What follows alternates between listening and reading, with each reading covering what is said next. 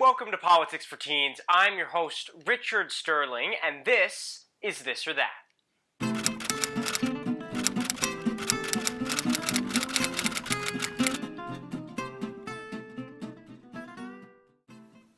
Alright, so today we're talking about cultural appropriation.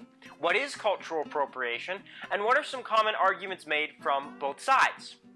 Cultural appropriation is hard to define, as different definitions are given depending on whom you ask. For example, someone in academia would tell you that cultural appropriation is a complicated social evil. However, when the term is used in day-to-day discussions, it generally refers to someone who's using something from someone else's culture, possibly in offensive or stereotypical ways. Now let's get into some common arguments made on the left and the right concerning cultural appropriation. So, some conservatives make the argument that it is a good thing when a larger cultural group exemplifies the good characteristics of another culture.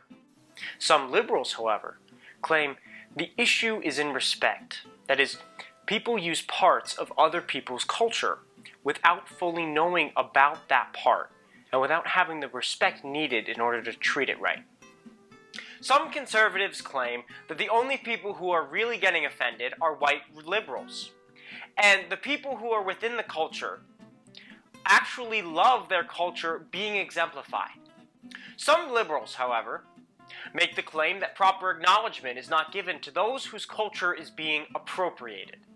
And they also claim that the appropriation distorts and sometimes even erases the cultural element that is being appropriated.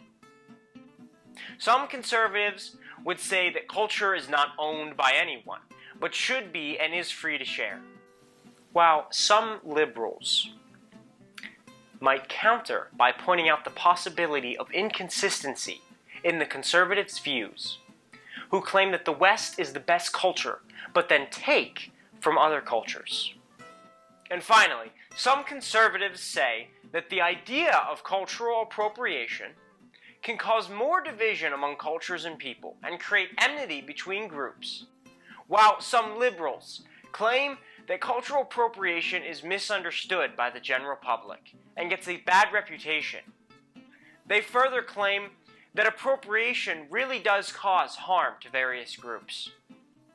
So, now that we have gone over some common beliefs from both sides, which do you agree with? This or that? What are some other arguments from conservatives or liberals that you've heard concerning cultural appropriation? Let us know down below. Once again, I'm Richard Sterling, and this is Politics for Teens.